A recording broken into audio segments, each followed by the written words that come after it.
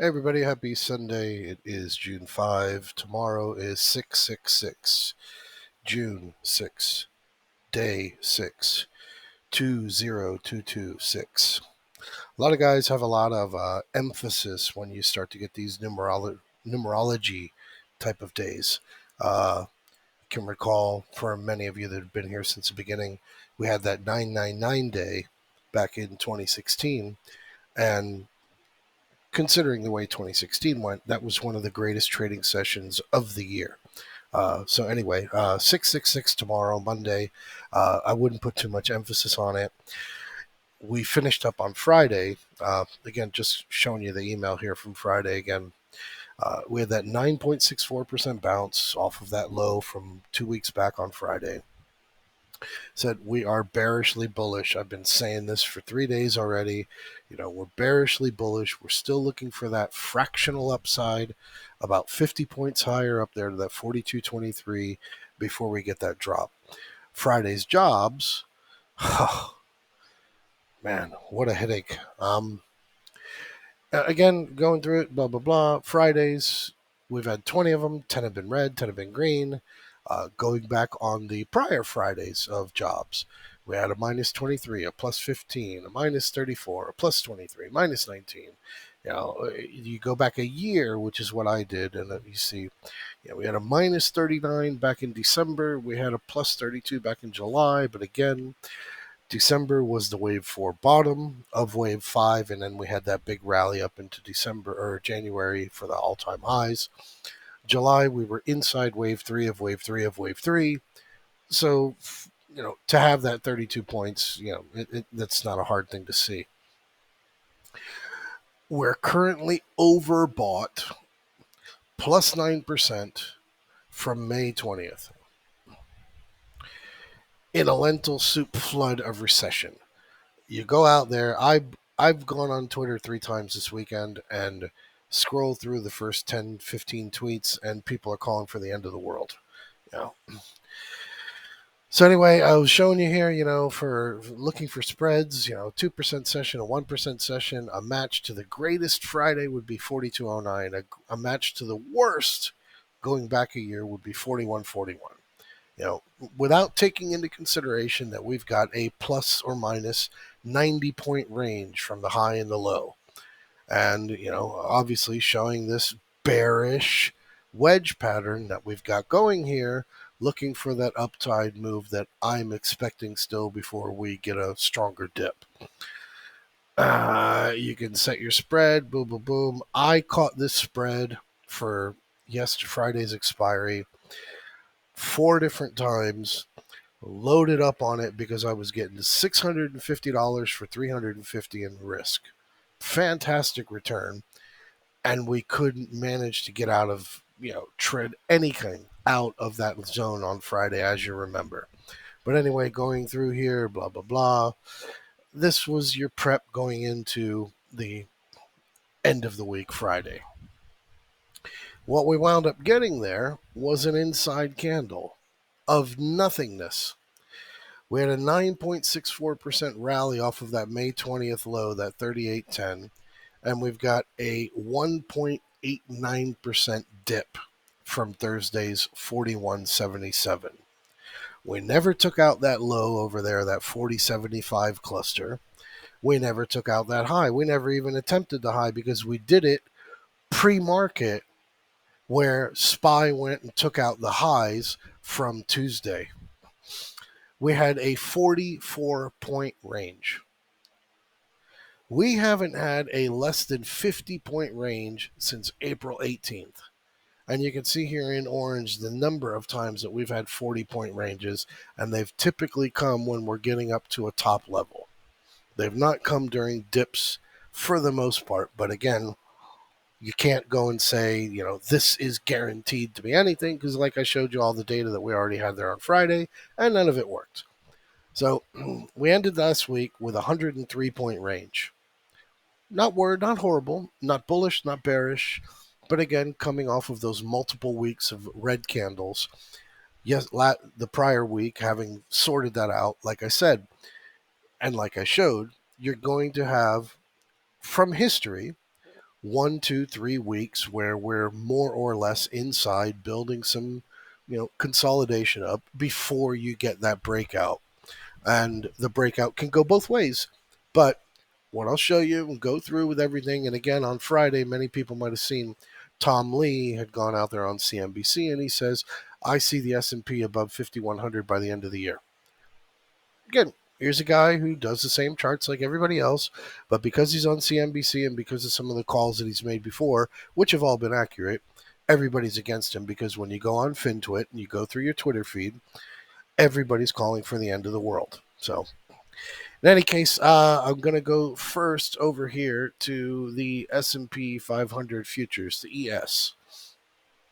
And you look in here, you can't really decipher too much out of it, but, again, zooming in here on the 1 hour chart, here was your high on Monday night, May 30th. And this is where we came out to. You can almost want to say to yourself, this is a cup handle forming here, where you've got your cup, and here's your handle formation where you're going to be heading upwards to where I'm looking for 42.22, 42.50, somewhere up in that level. What you've got here in blue is the open interest. I don't pay too much attention to that, but in any case, this is where your open interest is. It's up here around 42.40. But what I do want to show you is where we came to on that overnight dip, where we came here right around 11 o'clock in the morning on Friday, and we dipped down to 40.96. The RSI 5 was down here at 4. Now you can come back here and you can look how many times we've been down that low, and it just doesn't happen. So, again, Friday was very frustrating for a lot of people. Here was our big low over here when we were having our decline coming off of that big pump that we had in April. You don't see this very often. And, again, I'll come over here and show you the 4 hour. There is zero question. The 4 hour is bearish and looking to bottom out relatively soon. And I would think it would be with a pop, get a sell divergence on your 1 hour, and then we get our sharp decline down to this blue line, which I'm going to show you in a little bit how that blue line comes into effect. Come over to your 6 hour, no question, 6 hour as well.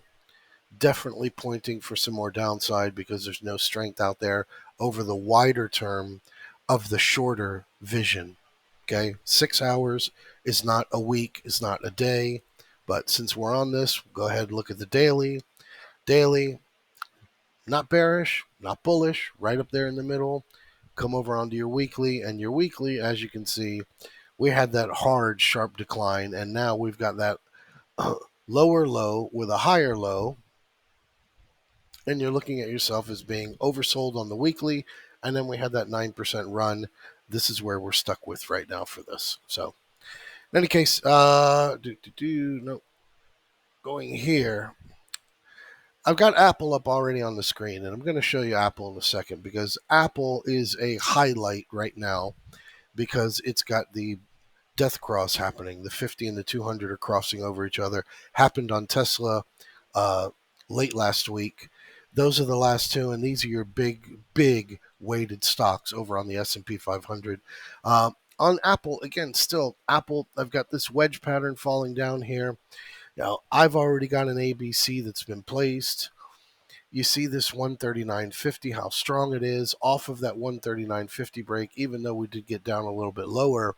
You can see this rally that you got back over 150, and 150 is going to be your litmus level. When you get that Apple back up above 150 and supporting above 150, you can really start breathing in a little bit deeper, saying, okay, yeah, I can see a little bit more effort here that the bottom is in. But yeah, this is here on your Apple. I'll come over here on your Apple. And here's your Apple. You've got your death cross happening over here from what everybody is focused on. Now, you've got your death cross. Oh, here we go. It's the end of the world.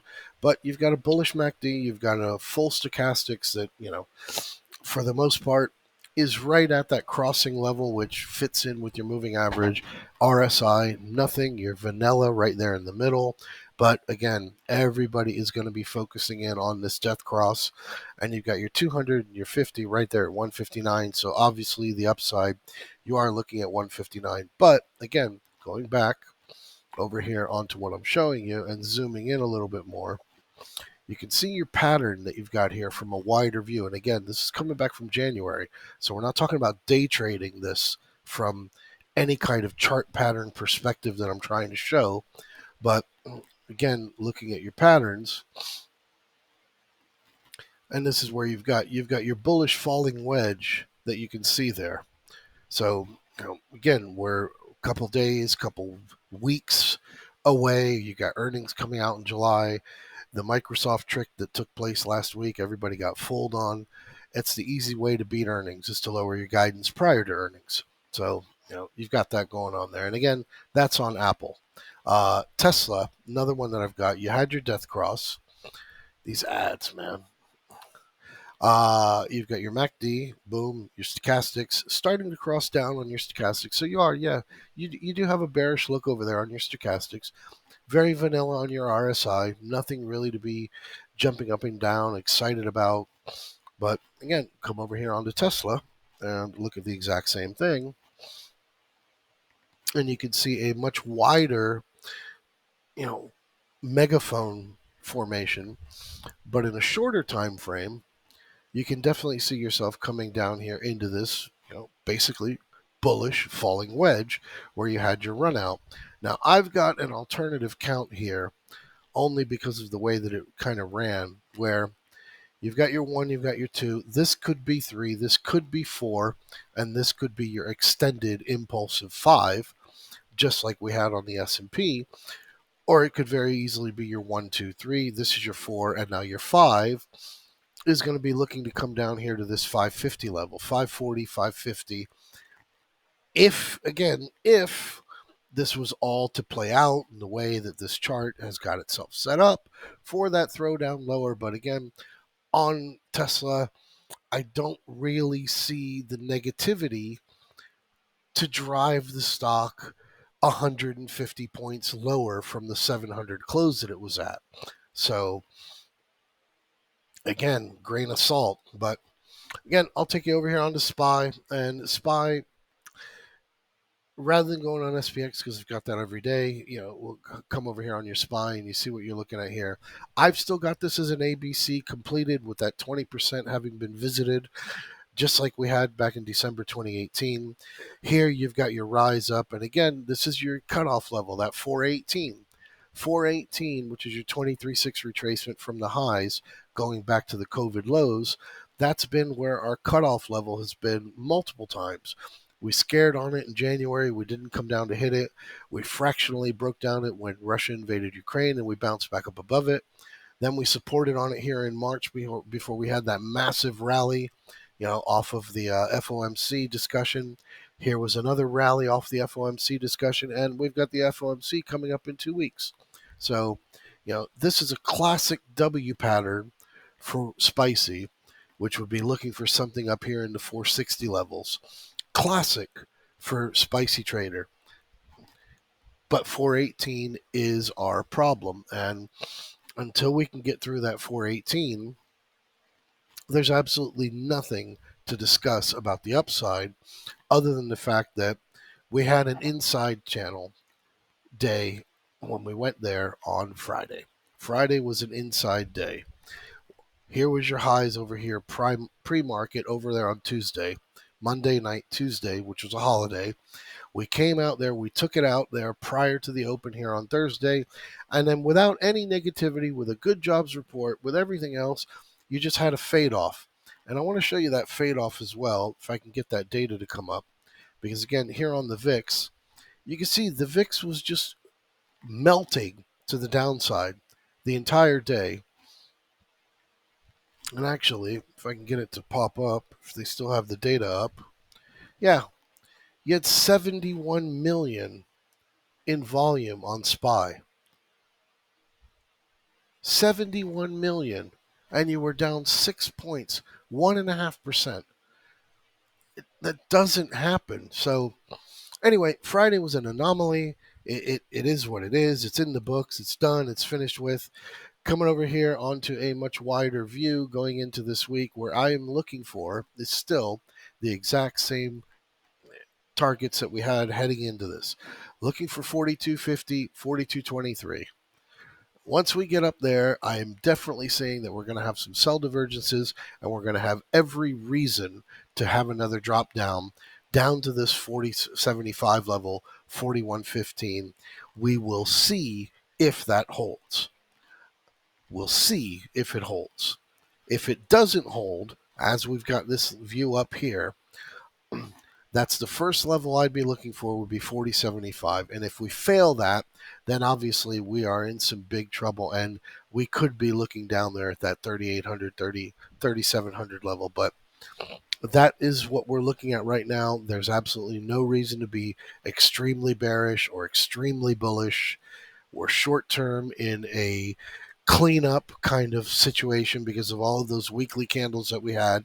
And over the next week, as we go into the FOMC meeting, the week following, we'll be looking at that to be our catalyst for where we're going to be going and what we're going to be getting out of it. So again, that's the wedges that we've got there on that.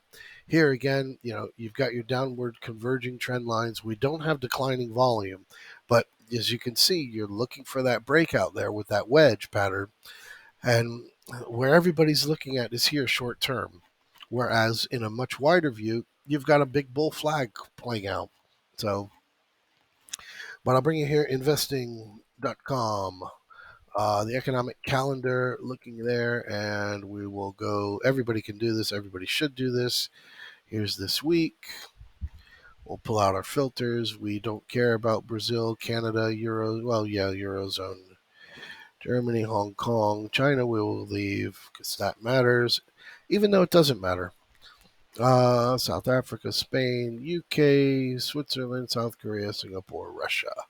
They're all gone. We want to see 2s and 3s. Apply. And here you go. You have imports and exports on Tuesday. On Monday, there is absolutely nothing. We've got the trade balance, again, nothing. Then we go into Wednesday, and on Wednesday, we have the GDP for the euro. We've got inventories. We've got exports and imports over in China on Wednesday. And on Thursday, we've got the CPI data for China. We've got the ECB interest rate on Thursday. And then on Friday, we have the US CPI, the inflation number. This is going to be the big one here on Friday. And again, any kind of positive momentum because of that failing VIX and the way that everything kind of moved around last week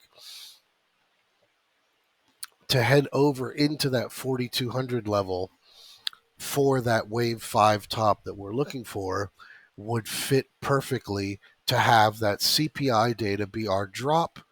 And then as we go into next week, the week after next, which is OPEX, you have the FOMC meeting there in the middle, and we'll play it by ear until we get that in there and we see what our setups are. But the sell divergences we have now with the obviously bearish wider time frame 4 hour could get us our drop oversold. We go into the FOMC, boom, bam, start heading upwards. So again, very cautious about how we're going into this week. We're looking for 42.23, 42.50. After we get up there, 42.23, 42.50, definitely looking at some downside coming here over the short term as we go into the end of the week. So we'll see how that progresses. And yeah, thank you guys for everything. I will catch you up on Monday in the chat room.